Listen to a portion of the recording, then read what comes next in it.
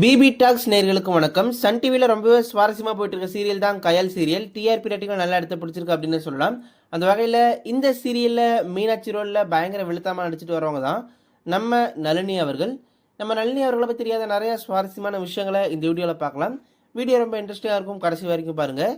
இந்த வீடியோக்கான கேள்வி என்ன அப்படின்னா, கயல் சீரியலில் நம்ம கயலுடைய தங்கச்சியுடைய பெயர் என்ன? கடைசி தங்கச்சி தெரிஞ்சால் மறக்காமல் கீழே கமெண்ட்டில் சொல்லுங்கள். நம்ம நளினி அவர்களுடைய உண்மையான நிஜ பெயர் என்ன அப்படின்னா ராணி. இவங்க பார்த்திங்கன்னா சென்னையில் ஆகஸ்ட் 28 1966 பிறந்திருக்காங்க. இவங்களுடைய அப்பா பெயர் மூர்த்தி, அம்மா பெயர் பிரேமா. நம்ம நளினி அவர்களுக்கு கூட பிறந்தவங்க பார்த்திங்கன்னா 7 அண்ணன்கள் இருக்காங்க. ஸோ இவங்க தான் 8வது குழந்தைய பிறந்திருக்காங்க. அதனாலே வீட்டில் பயங்கர ஸ்ட்ரிக்டாக இருந்திருக்காங்க.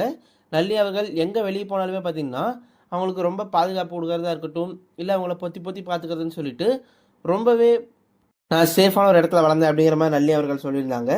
இவங்களுடைய அம்மா அப்பா 2 பேருமே பார்த்திங்கன்னா டான்ஸர் தான். அதனாலேயே நளினி அவர்களும் பார்த்திங்கன்னா சின்ன வயசுலேருந்தே டான்ஸ்லாம் கற்றுக்க ஆரம்பித்தாங்க.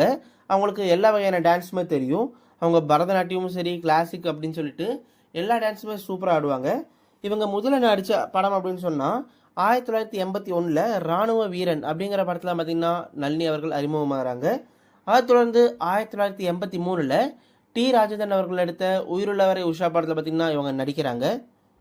கிட்டத்தட்ட அப்போவே 5 வருஷத்தில் அவங்க 100 படங்களுக்கு மேலே நடிச்சிருக்காங்க. இவங்க பார்த்திங்கன்னா ராமராஜன் அவர்களை தான் திருமணம் பண்ணிக்கிட்டாங்க. அவர்களும் இவங்களுடைய 18 மூவிக்கு பார்த்திங்கன்னா அசிஸ்டன்ட் டைரக்டராக இருந்திருக்காரு. அவங்க தான் பார்த்திங்கன்னா லவ் ப்ரப்போஸ் பண்ணியிருக்காரு. ஆரம்பத்தில் ராமராஜன் வந்து எனக்கு உங்களை பிடிச்சிருக்க கல்யாணம் பண்ணிக்கிறேன் அப்படின்னு சொல்லும்போது நளினி அவர்கள் இல்லை வேண்டாம், எங்கள் வீட்டில் தெரிஞ்ச திட்டுவாங்க, அடிப்பாங்க அப்படிங்கிற மாதிரி சொல்லியிருக்காங்க. அதையும் மீறி இல்லை, நான் உங்களை தான் கல்யாணம் பண்ணிக்கோன்னு சொல்லி ராமராஜன் பார்த்திங்கன்னா பயங்கர பிடிவாதமாக இருந்திருக்காரு. கடைசியில் பார்த்திங்கன்னா அவங்களுடைய அண்ணன்கள்லாம் சேர்ந்து ராமராஜனை அடிக்கவும் செஞ்சுருக்காங்க. ஸோ அதுக்கப்புறம் தான் பார்த்திங்கன்னா நளினி அவர்களுக்கு இவங்க மேலே லவ்வும் வந்திருக்கு. அப்போ இவங்க சரி நம்ம இவரே கல்யாணம் பண்ணிக்கலாம்னு சொல்லி முடிவு பண்ணி அவங்களுடைய 7 அண்ணன்கள் அவங்களுடைய அப்பா அம்மாவை எதிர்த்து தான் பார்த்திங்கன்னா இவங்க போய் திருமணம் பண்ணிக்கிறாங்க. ஸோ இவங்களுடைய திருமணத்திற்கு எம்ஜிஆர் அவர்கள் பயங்கரமாக ஹெல்ப் பண்ணியிருக்காரு.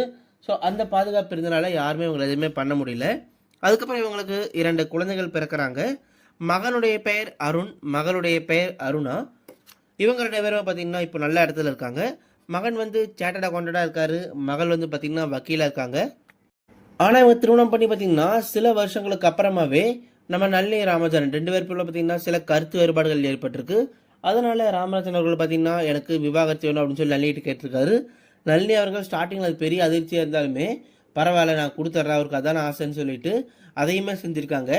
சமீபத்தில் நளினியும் சரி ராமராஜன் 2 பேருமே சரி விவாகரத்து பண்ணி பிரிஞ்சதுக்கு அப்புறமா அவங்க கொடுத்த ரீசெண்ட் இன்டர்வியூக்கு எல்லாருமே பார்த்திங்கன்னா நாங்கள் இன்னும் ஒருத்தர் காதலிச்சு தான் இருக்கோம், எங்களுக்குள்ள சில கருத்து வேறுபாடுகள்லாம் நாங்கள் பிரிஞ்சிட்டோம், இருந்தாலும் எனக்கு அவரை ரொம்ப பிடிக்கும், அவருக்கு என்ன ரொம்ப பிடிக்கும் அப்படின்னு சொல்லிட்டு நளினி அவர்கள் சமீபத்தில் கொடுத்த இன்டர்வியூவில் சொல்லியிருந்தாங்க. நான் வந்து பார்த்திங்கன்னா இந்த விவாகரத்துக்கு அப்புறம் தான் லைஃப்பில் என்ன பண்ணுறது தெரியாமல் முடிச்சுட்டு இருந்தேன். அதுக்கப்புறம் பார்த்திங்கன்னா நிறைய படங்கள் நடிக்க ஆரம்பித்தேன். தமிழ், தெலுங்கு, மலையாளம், கன்னடம்னு சொல்லிட்டு எல்லா மொழிகளிலுமே படங்கள் நடிக்க ஆரம்பித்தேன். சரி போதும் படம் நடித்தது, நம்ம சின்ன திரை பக்கம் வருவோம் அப்படின்னு சொல்லிட்டு சின்ன திரையில எனக்கு அப்போ சில வாய்ப்புகள் கிடச்சிது. அப்படி வந்த ஃபஸ்ட்டு வாய்ப்பு தான் பார்த்திங்கன்னா கிருஷ்ணதாசி அப்படிங்கிற ஒரு சீரியல். ஸோ இந்த சீரியல் நடிச்சதுக்கப்புறமா அடுத்தடுத்து தொடர்ந்து நிறைய சீரியல்கள் வாய்ப்பு கிடைக்க ஆரம்பிச்சிது. முக்கியமாக சந்திரலேகா, சின்ன பாப்பா, பெரிய பாப்பா, இந்த மாதிரி சீரியல்ஸ் எல்லாமே எனக்கு அப்போ நல்ல பேர் வாங்கி கொடுத்தது. நான் வெள்ளித்திரையிலும் சின்ன திரை வந்ததுக்கப்புறம் மக்களுக்கு இன்னும் நல்ல அடையாளம் தெரிஞ்சுது. இதுக்கு எனக்கு ரொம்ப உதவியாக இருந்தது ராதிகா அவர்கள் தான். ஏன்னா ராதிகா அவர்கள் தான் அந்த டைமில் நீ சீரியல் வந்து நடிங்க, உங்களுக்கு கண்டிப்பாக பெரிய ஃபியூச்சருக்கு அப்படிங்கிற மாதிரி சொல்லியிருந்தாங்க. ஸோ அந்த மாதிரி நேரத்தில் நான் சீரியலும் நடித்தேன். அப்போ பார்த்திங்கன்னா மோதலும் காதலுங்கிற சீரியல் நடித்தேன். இப்போ கயல் சீரியலில் மீனாட்சி ரோலில் நடிச்சிட்ருக்கேன். என்னுடைய பையன் கல்யாணத்துக்காக பார்த்திங்கன்னா நான் பயங்கரமாக போடுற ஒரு அம்மாவாக இருப்பேன். மற்றவங்களுக்கு நான் வில்லியாக தெரிஞ்சாலுமே என்னுடைய பையனுக்கு நான் தான் ஹீரோயின் அப்படிங்கிற மாதிரி சொல்லியிருப்பாங்க. வெளியிருந்து பார்க்கும்போது ஏன் இப்படி பண்ணுறாங்க, மீனாட்சி ஏன் அப்படி நடந்துக்கிறான்னு சொல்லி நிறைய மக்கள் என்னை திட்டுறாங்க. ஆனால் என்னுடைய பையனுடைய ஆசை தான் எனக்கு ரொம்ப முக்கியம். ஸோ அந்த மாதிரியான கதாபாத்திரம் தான் இந்த மீனாட்சி கதாபாத்திரம் அப்படிங்கிறதாவும் நளினி அவர்கள் சொல்லியிருந்தாங்க. எனக்கு இப்போது 60 வயசுக்கு மேலே ஆனாலுமே என்னுடைய வாழ்க்கையில் எனக்கு இருக்கிற பெரிய சந்தோஷம் என்ன அப்படின்னா என்னுடைய பையன் பிள்ளைய நான் நல்லா படிக்க வச்சுருக்கேன். அவங்க 2 பேருமே இப்போ ஒரு நல்ல இடத்துல இருக்காங்க. அது எனக்கு ரொம்ப ரொம்ப சந்தோஷத்தை கொடுத்துருக்கு. நான் தனி ஆளாக இருந்து அவங்க இடத்த படிக்க வச்சு இன்றைக்கி அவங்கள ஆளாக்கியிருக்கேன் அப்படின்னு நினைக்கும்போது எனக்கே அது நினச்சா பெருமையாக இருக்குது. அதுக்கு காரணம் மக்களாகிய நீங்கள் மட்டும்தான். நான் சின்ன திரையில் நடிக்கும்போது எனக்கு ஹெல்ப் பண்ணீங்க.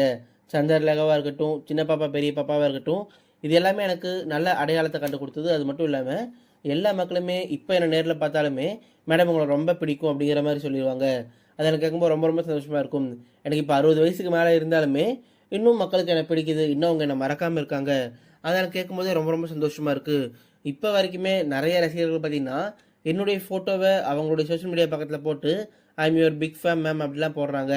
என் கூட சீரியல் நடிக்கிற நிறைய ஆர்டிஸ்ட்டும் கூட மேடம் உங்களுடைய அந்த படம் ரொம்ப பிடிக்கும், இந்த படம் ரொம்ப பிடிக்கும் அப்படின்னு சொல்லிட்டு நான் நடித்த அந்த பழைய படங்களை அவங்க ஸ்லாகிச்சு பேசுவாங்க. அதெல்லாம் கேட்கும்போது எனக்கு ரொம்ப சந்தோஷமாக இருக்கும். பரவாயில்ல, இப்போ இருக்கிற ஜெனரேஷனுமே இப்போ இருக்கிற பெரியவங்களை ரொம்ப மதிக்கிறாங்க அப்படின்னு நினைக்கும்போது எனக்கு ரொம்ப சந்தோஷத்தை கொடுக்கும்.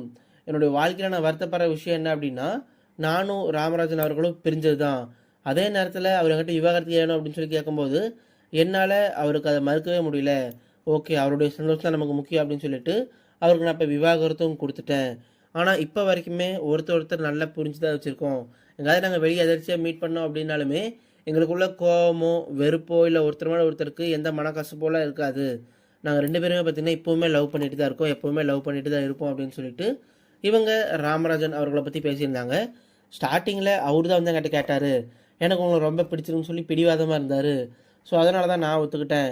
என்னோடய வீட்டில் ரொம்ப ரொம்ப ஸ்ட்ரிக்டாக இருப்பாங்க, அதெல்லாம் மீறி நான் ஒரு கல்யாணமும் பண்ணிக்கிட்டேன். ஆனால் சில கருத்து வேறுபாடுகள்லாம் நாங்கள் பிரிஞ்சுட்டோம் அப்படிங்கிற மாதிரி நளினி அவர்கள் ரொம்பவே உருக்கமாக அந்த இன்டர்வியூவில் பேசியிருந்தாங்க. இப்போ இந்த கயல் சீரியல் கதைக்களம் பார்த்திங்கன்னா ரொம்பவே சுவாரஸ்யமாக போயிட்டுருக்கு. இனி அடுத்தடுத்து நிறைய திருப்பங்கள் வரப்போகுது.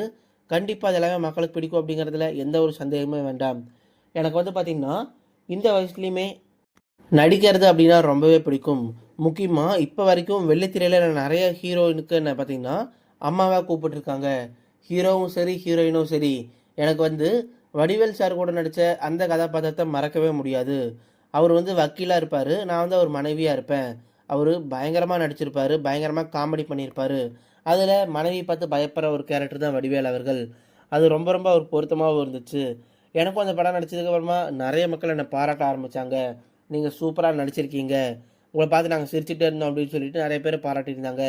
அதே மாதிரி தான் ஜெயம் ரவியுடைய அம்மாவாகவும் நடிச்சிருந்தேன். ஸோ அதுலேயும் பார்த்திங்கன்னா என்னை பயங்கரமாக பாராட்டினாங்க. தில்லாலங்கடி மூவியில் கூட நீங்கள் இந்தளவு நடிப்புன்னு சொல்லி யாருமே எதிர்பார்க்கல, எனக்கு ரொம்ப சந்தோஷமாக இருக்குது அப்படின்னு சொல்லிட்டு எல்லாருமே என்னை பாராட்டினாங்க. அதுக்காக அவங்களுக்குமே ரொம்ப நன்றி தெரிவிச்சுக்கிறேன்னு சொல்லி நம்ம நளினி அவர்கள் சொல்லியிருந்தாங்க. நீங்கள் நளினி அவர்கள் நடித்த பழைய படங்களை பார்த்துருந்தீங்க அப்படின்னா உங்களுக்கு அவங்க நடித்ததில் எந்த படம் ரொம்ப பிடிக்குமோ அந்த படத்துடைய பெயரை கூட மறக்காமல் கீழே இருக்கிற கமெண்ட் பாக்ஸில் பதிவு பண்ணுங்கள். அது மட்டும் இல்லாமல் இப்போ கயல் சீரியல் எப்படி போயிட்டுருக்கு, உங்களுக்கு கயல் சீரியலில் வர எந்த கதாபாத்திரம் ரொம்ப பிடிக்கும் அப்படிங்கிற அந்த கதாபாத்திரத்தோட பெயரை கூட மறக்காமல் கீழே இருக்கிற கமெண்ட் பாக்ஸில் பதிவு பண்ணுங்கள். நாங்கள் பார்த்திங்கன்னா நம்மளுடைய சேனலில் டெய்லியும் சீரியல் மற்றும் சினிமா நடிகருடைய பயோகிராஃபியை போட்டுட்டு வரோம். அந்த வகையில் உங்களுக்கு அடுத்ததாக எந்த சீரியல் இல்லை எந்த சினிமா நடிகருடைய பயோகிராஃபி தெரிஞ்சுக்கணும்னு சொல்லி ஆசைப்பட்றீங்களோ அந்த நடிகருடைய பெயரை கூட மறக்காமல் கீழே இருக்கிற கமெண்ட் பாக்ஸில் பதிவு பண்ணுங்கள். நாங்கள் அடுத்ததாக அந்த பயோகிராஃபியை நாங்கள் அப்லோட் பண்ணுவோம். இது மாதிரியான சீரியல், சினிமா, செலிபிரிட்டிகள் பற்றின அப்டேட்ஸ்லாம் உங்களுக்கு டெய்லி வேணும் அப்படின்னா இப்போவே நம்மளுடைய பிபி டெக் சேனலை சப்ஸ்கிரைப் பண்ணி பக்கத்தில் இருக்கிற பெல் ஐக்கானை கிளிக் பண்ணி ஆல் அப்படிங்கிறத செலக்ட் பண்ணிக்கோங்க. அப்போ தான் நாங்கள் போகிற டெய்லி வீடியோ உங்களை வந்து சேரும். தேங்க்யூ.